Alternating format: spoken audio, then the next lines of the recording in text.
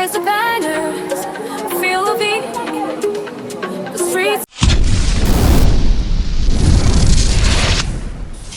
So ngayong araw mga preng, nandito tayo ngayon sa area ng Buko-Buko Peak. Ito yung starting point kung saan ka pupunta ng Buko-Buko Peak. Pero hindi tayo aakyat sa Buko-Buko Peak mga preng dahil katatapos lang namin dito. So ngayong araw ay pupuntahan natin ang Kunil dyan sa may Olarte Cave mga preng. So itong daan dito mga preng na tatahakin natin ay halos lahat dito ay sementado na. So wala ka nang iwo-worries na dadaan ng lubak or any mga lupa. Pero may lupa mga preng ha. Doon na area mismo sa may Olarte Cave kung saan tayo starting point na naman sa paglalakad. Pero dito mga preng, sobrang sulit talaga ng daan dito papuntang Kunil Murad dyan sa may Ulimpog. Halos lahat dito mga preng sementado. Kita mo naman sa video mga preng, ganito yung daan dito mga preng, sobrang ganda, sobrang sulit. Kaya kung galing ka ng Ulimpog at pupunta ka ng Olarte Cave sa Kunil, dito yung best part na dadaanan mo at sobrang lapit niya lang actually. Ito lang yung lupa mga preng, wala nang iba. So this road mga preng is papunta na ito ng Olarte Cave. So ito yung first kung gusto mong magbaktas. Ito lang yung pinaka-hard na daan na madadaanan mo. Pero sana bigyan ng pansin na lagyan ng pondo. Kahit dito lang na area na mapapasimento ito at mapapaganda tong daan dito. Pero tingnan mo naman mga preng yung daan. Dito na area mga preng, marami ding nagko-comment sa atin na this area is private. So pag private yung area mga preng, I'm not totally sure kung private ba talaga ha. Pero mga preng, kapag private yung area mga preng, tagilid talaga yung government pag ganong klaseng area mga preng. So hindi talaga yan gagalawin ng government unless i-donate ng may-ari yung area na ito para magawa ng project. Yung point ko lang naman kasi dito mga preng, kasi nga marami din nagsasabi na wag na lang kasi sayang. Hindi naman siya sayang mga preng. So in general mga preng, katulad nung sa Sanchez Peak dati, di ba, meron naman tayong dalawang option. Kung gusto mo ng hard way, merong hard way. Kung gusto mo ng easy way, merong easy way. So yung pinopoint ko dito mga preng is yung tourism at saka yung economic growth natin. Kasi kapag napasimento ito or kung may best way na tinatawag na natin na easy way, talagang sureball na tataas yung economic growth natin at saka yung tourism natin mga preng. Isa pa dito sa mga nasa isip ko mga preng is kapag natuloy yung project na ganyan mga preng, hindi lang si Lime Tiles yung madidiscover, hindi lang din si Olarte Cave yung madidiscover. Dadami at dadami yung mga pwedeng madiscover dito at madevelop dito kapag sementado or meron ng sementadong daan papunta dito mga preng. Pero again mga preng, ang government ay dumadaan sa tamang proseso at kung ang area na ito ay hindi sakto sa kanilang pangangailangan or requirements, ay talagang 0% talaga yung development na mangyayari dito. Okay. Kapag maganda yung tourism natin, mataas din yung ratings ng economic growth. So yun lang, may mga sasakyan din na umaakyat dito, pumapasok dito. Ay, mga motorista natin. Yan. Diba? Hi!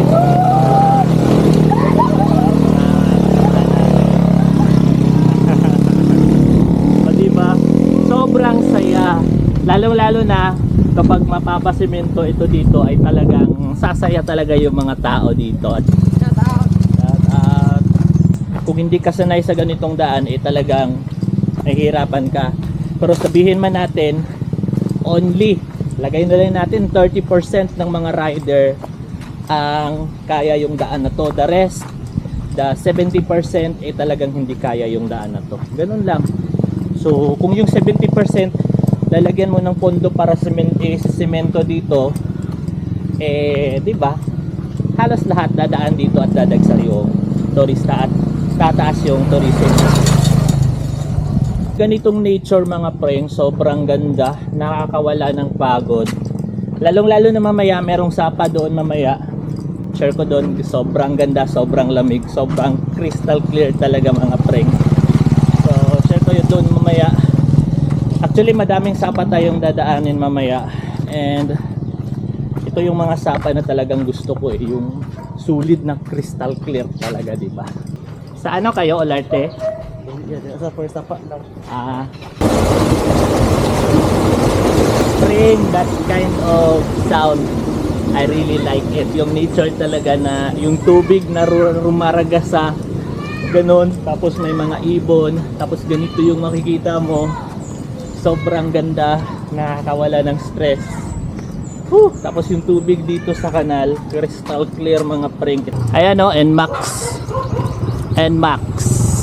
Hi sir. Hello. Pasok yung NMAX dito mga preng. Yung sa akin RS150. Kung kukumpara mo sa kanilang dalawa, yung NMAX mas mababa yung level sa ibaba ng NMAX compared sa RS150, pero pinasok pa rin dito, di ba?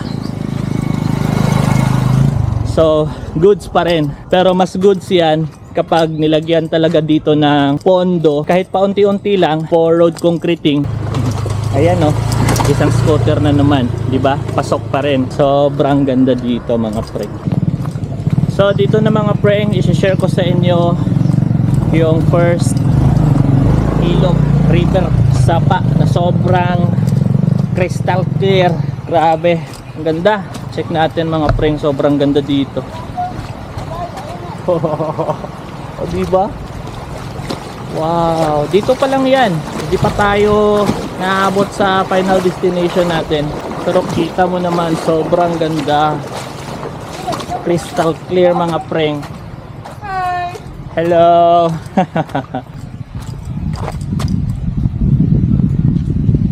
Wow!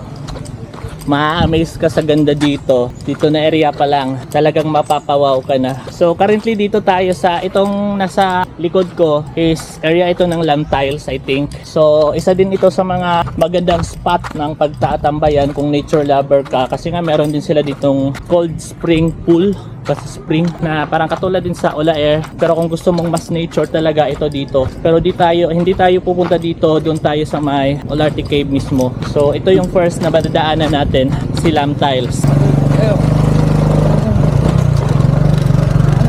Pero kung Lam Tiles ka, diretso ka lang dyan, yan yung dinaanan ng motor. Pero kung pa Olarte Cave ka, dito tayo sa may kabila.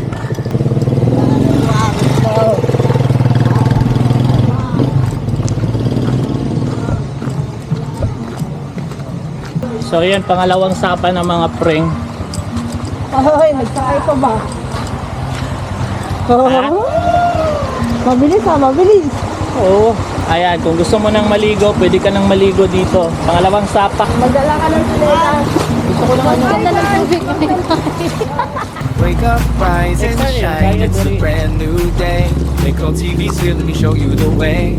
Right through the city, hit the open road. Sharing my life everywhere I go. I'm living each moment, the good and the bad, but I turn it around, making memories that last. From the food that I taste to the places I roam, I'm bringing good vibes. You're never Kaya nga alone. mga preng, sa mga mahilig talaga ng mga ganitong klaseng area, lakaran, kasi nga marami ding nagme-message sa atin. Nag-post kasi ako ng mga videos ko, sabi nila talaga na wag na lang daw renovate or pasementohan talaga yung daan dito. Oo nga naman, masasabi naman natin, kitang-kita naman sa daan natin na halos 4 or 3 sapa talaga yung dadaanan natin. Pero mga preng, again, sinasabi ko, yung mga hard part, pwede natin yung papasementohan. Pero dadaan pa rin yan sa tamang proseso. Kung kulang yung requirements para sa pagpapasemento dito sa area na to, katulad lang ng isa na doon, yung main issue dito is yung possible private property yung dinadaanan natin. So kung hindi yan idudonate ng may-ari, yung daan na yun na dinadaanan, 0% development talaga yung mangyayari. At saka mostly sa mga government project natin, hindi pwede yung putol-putol, lalong-lalo na yung daan. Hindi pwede or mahirap gawing project o gawa ng project yung putol-putol na daan, kasi nga iba yung nagmamay-ari dito, iba din yung nagmamay-ari doon sa kabila. Tapos yung doon sa kabila, okay na, dinonate niya na, pero dito sa ilalim or sa ibang side, hindi pa dinonate ng isang may-ari. So mahihirapan talagang iproseso yung mga ganong klaseng proyekto. Kaya ang resulta, sobrang delayed, sobrang bagal, at possible wala pa talagang mangyayaring development sa mga area na katulad ng ganyan. So ngayon mga preng, nakadating na tayo dito at ito yung status this year 2026 dito sa Olarte cave ng Barangay Conel. Correct me if I'm wrong, I think Conel pa talaga to kasi Olimpog yung dun sa Buko-Buko, di ba? Correct me if I'm wrong na lang sa comment section. Ito yung update dito mga preng. Still, medyo lumaki lang talaga yung tinatawag na sobrang malamig na spring nila dyan. Tapos yung area dito, same pa rin, sobrang ginaw pa rin. Nakaka-refresh talaga yung nature. Nagpapawala talaga ng stress mga preng. So tara, ikot tayo dito at i-update natin sa inyo kung ano talaga yung mga pagbabago or may changes ba o wala. Tara, let's G!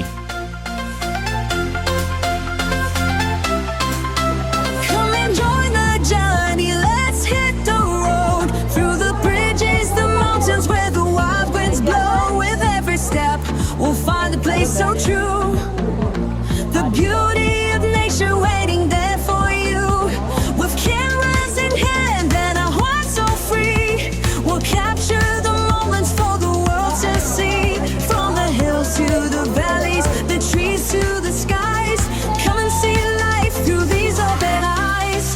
Come and join with me, let's travel far and wide. Through the paths of adventure, with nature as our guide. We'll share every moment, every step we take. Together we'll discover the beauty that awaits. From the rivers to the peaks, we'll wander on. With action cams, smartphones, and drones will carry on. Selfies with the sunrise, the joy we share. Spreading positivity with love in the air.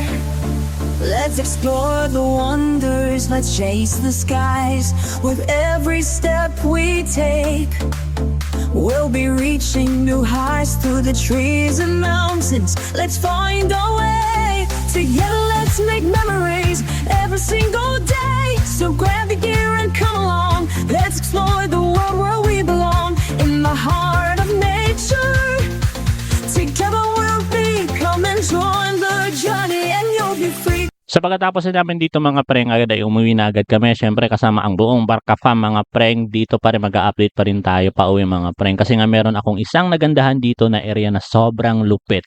Ito talaga yung area preng na libre, walang entrance fee, na talagang masasabi mo na wow, nature talaga.